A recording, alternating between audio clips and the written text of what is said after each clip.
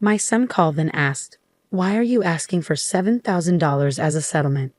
I was really surprised to hear this. It turned out his wife had been in a car accident that hurt someone else. I couldn't believe it. The woman sitting across from me at lunch was his wife, the one who was supposed to have caused the accident. I hesitated, unsure of what to think. Then, suddenly, my son hung up. I started to think it might be a trick, but his number was clearly on my phone's caller ID. Fuming with anger, I was just about to refuse when my daughter-in-law smiled and intervened. "Let's pay it now. I have a good plan." As we worked together on it, things started to take an unexpectedly interesting turn. "Mom, I've finally landed a job," my 32-year-old son George happily told me. "That's wonderful news," I responded. George had been struggling with odd jobs and part-time work for a long time, and honestly, I had almost lost hope that he would find a steady job. Eventually he married Olivia, a woman he had become close to at work. Despite being 2 years younger than George, she was responsible and had a pleasant personality. We never had any problems between me and Olivia.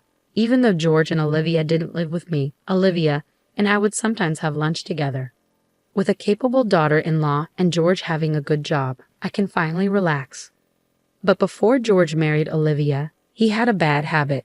Even though he didn't have any money coming in, he would spend it recklessly and buy whatever he wanted. He even took money from my wallet a few times. "Why would you do that?" I scolded him firmly, trying to get an answer, but George just frowned and turned away, refusing to talk. Taking money from your parents' wallet and acting immature, even at his age, made me cry. Because of this experience, I was a bit worried about how George's marriage with Olivia would turn out. "Hey Olivia, how's George doing? Is he causing you any problems?" "Oh, not at all," she assured me. "I was worried he might take money from your wallet or make mistakes." Olivia flexed her arm, emphasizing her point. "It seems like my son's household is well taken care of by Olivia." "Oh, that's a relief. With you around, everything will be fine." I sighed, thankful that George had married such a capable wife. One day, while we were having our usual lunch together, my daughter-in-law and I were enjoying our meal. Suddenly, my phone buzzed in my pocket. I checked the screen. It was my son calling. "Hello?" "George, what's going on? Why the sudden call?" I asked, taken aback by the urgency in his voice. "Listen carefully, Mom. Olivia had an accident while driving. The other party got injured, and they're really upset. They're asking for $7,000 as a settlement," George explained quickly. I glanced over at Olivia, who looked just as bewildered as I felt. George, if you can gather the money, please let me know right away." "Bye," George said abruptly before hanging up, leaving me stunned. After the call, I sat there, trying to make sense of it all. Olivia was sitting right in front of me. How could she have had an accident? I wondered if George had misunderstood something, but the tension in the air was undeniable. "Mom, are you all right?" Olivia asked, her face showing concern about the call from George. "I'm not sure what's going on, but it sounds serious. George said you were in an accident," I explained, still trying to process everything. "What?" I exclaimed, feeling completely overwhelmed by the situation and a sudden demand for money. Olivia reassured me and listened intently, her own confusion mirroring mine. "I haven't been in any accident, and I have no idea what George is talking about," Olivia said, resting her chin on her hand as she thought. "Maybe we should consider that this is some kind of scam," she suggested cautiously. But it was George's voice for sure. Unless he suddenly got sick and sounds different, but he seemed fine this morning. If it wasn't him, then who could it be? I wondered aloud, puzzled. The phone number displayed on my mobile matched George's. Olivia and I exchanged baffled looks, both lost in thought. If you haven't been in an accident, then that demand for $7,000 must be a lie. But why would someone make up such a large sum? And I don't fully understand George's spending habits either. Olivia sighed, trying to make sense of it. Well, sometimes he spends money on trivial things when you see his room, Olivia explained. What do you mean by that? I asked, seeking clarification. Olivia then revealed George's recent actions, and I felt my anger flare. George did that? Unbelievable. I won't tolerate it, I exclaimed, reaching for my phone to call George and give him a piece of my mind. But Olivia stopped me gently with a smile. No need. Let's handle this strategically, Olivia said calmly. Why? I have a plan, Olivia continued, her eyes sparkling with mischief. As she explained her revenge idea for George, I couldn't help but grin. That sounds intriguing. Let's teach him a lesson. Exactly, it's time he learns, Olivia declared firmly.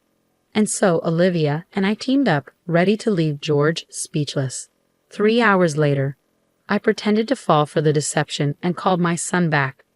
I've got the $7,000 ready. Let's meet in person for the exchange, I said over the phone. Wait a minute, came the cautious reply. Do we have to wire the money? No, that won't work these days. Banks scrutinize large wire transfers.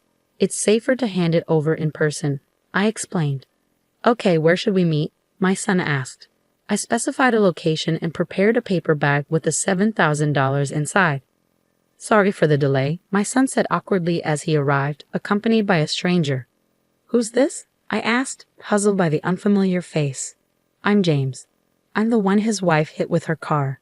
The man claiming to be the accident victim introduced himself. James had a rugged face with old scars, suggesting he had a tough past. It was clear he wasn't just an ordinary person. George grinned with relief. Good, he brought the money. Now hand over that $7,000 to me, George demanded. Before we proceed, I have a question, I interjected, shifting my gaze between James and George. Sorry for any inconvenience caused. Could you provide us with details about the accident? Come on, does it really matter? George dismissed impatiently. It matters. We might be entitled to insurance compensation, and we need to understand what happened. I insisted, meeting James's annoyed gaze. I was caught up in the accident suddenly, so I can't recall the details, James replied. Yeah, I wasn't with Olivia at the time, so I'm unsure. Isn't that odd? George added, sounding uncertain. How could both of you be so sure she caused the accident in that state? I asked, placing my hand on my hip and tilting my head, pretending to be curious. Wait, is it possible that surveillance cameras or dash cams captured the incident? If so, could you show me the footage? Listen, lady, you've been asking a lot of questions. Are you implying I'm lying? James replied with a threatening undertone. Despite feeling intimidated, I stood my ground. I'm not assuming anything. I'm simply asking for evidence if you have any, I said firmly, maintaining eye contact with James. In the midst of our tense exchange, my son interrupted us. Mom, stop it. Enough. Just hand over that $7,000. George's face betrayed his fear and frustration. Yeah, exactly. There's no evidence. I didn't cause any accidents, George asserted confidently, only to be shocked by the sudden appearance of someone. Olivia, why are you here? I did mention it, but when you called me, Olivia was having lunch with me, George stammered. This doesn't make sense. I didn't hear anything about this. As my son nervously retreated, both Olivia and I closed in on him. Why lie and make your mom prepare $7,000? The game is over. Come clean. We confronted him, ready to present our evidence. Olivia and I had gone to their house together to uncover George's wrongdoing. While he was out, we searched his room and found damning evidence. Among them was a loan agreement indicating he borrowed $7,000 with steep penalties for late payment, but it wasn't from a reputable source. Turning to the man next to George, who claimed to be the accident victim, I asked sharply, since you weren't involved in any accident, who are you? James chuckled. Caught me. I'm actually a debt collector who lent money to your son. He approached me for help to get the $7,000. Pretending to be the victim seemed like a good idea at the time, James explained, amused by the situation. Meanwhile, my son looked apologetic and shrank back nervously. So now that we know why your son borrowed $7,000, I continued, seeking clarification. Yes, when I saw my son's room, I was at a loss for words. I showed a photo on my smartphone of George's cluttered room. It was packed with a staggering number of anime character dolls. I checked their prices online and was shocked. These figures can be really expensive. Among George's belongings were items worth over $700. We also found receipts showing how much he spent on these figures, which was clear evidence. As a parent, it's difficult for me to admit, but my son is careless with money. His wife manages his entire salary. How could he afford to buy such expensive things? If he had stolen from my wallet, I would have scolded him right away. We now understood why he got into debt, and my daughter-in-law and I were dumbfounded by the trivial reason. I knew about your hobby, but if it cost this much, I would have stopped you. Well, what else could I do? Figures are like works of art. If you don't buy them right then, you might never find such rare items again, Olivia said, glaring at her son with a mix of surprise and anger. George, on the verge of tears, tried desperately to justify himself. I understand that feeling. Please forgive me. With that $7,000, I can finally pay off my debts. But George, borrowing money from questionable sources and making reckless purchases can derail your life, I interjected firmly. Then, I tossed a paper bag to George. He caught it and looked inside, his eyes widening in shock. What's this? Just newspaper cut to look like bills. I'm not so forgiving as to hand over $7,000 when I know I'm being deceived, James chimed in, amused. Well, looks like things have taken a turn. So George, care to explain?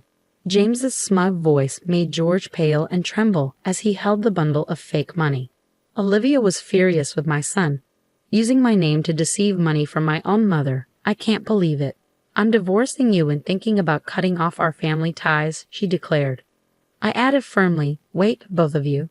Despite George's tearful pleas, Olivia and I shook off his grasp and left him behind.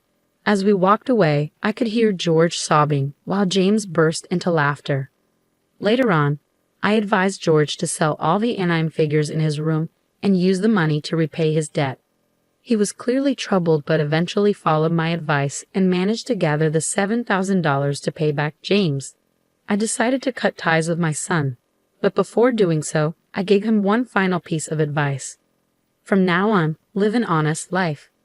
However, George's love for collecting led him back into debt, and soon he found himself pursued by loan sharks. Olivia, once his wife, divorced him long ago, but we still enjoy our lunches together. Reflecting on George's story, Olivia remarked, changing one's way of life isn't easy for people, and we shared a laugh. As I watched Olivia smile, I silently wished for her happiness. How did you find this story? Don't forget to subscribe to our channel. Until next time.